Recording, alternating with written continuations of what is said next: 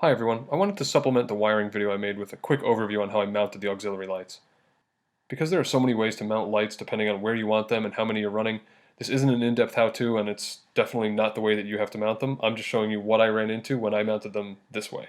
For the bracket itself, I went to Home Depot and bought some 1.5" by 1/8" thick aluminum stock, drilled 3 holes for the fog lamps and 2 holes for the mounting spots to the bumper.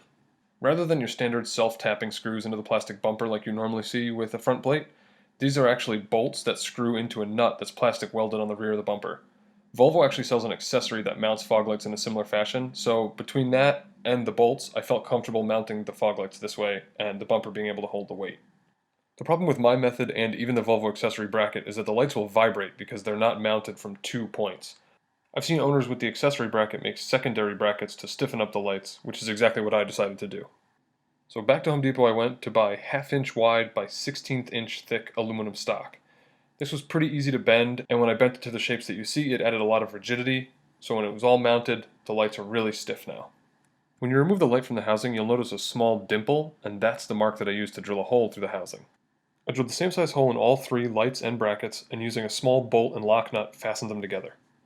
These lights definitely aren't designed to be waterproof, like you could submerge them in water.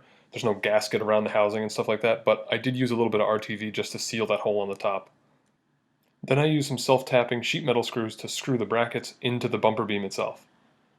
Just a quick reminder, you do want to make sure the lamps are aimed properly before you screw it down to the bumper beam, because you're not going to be able to adjust them much once everything's secured. Besides stiffening up the lights, my biggest concern was the brackets clearing the hood.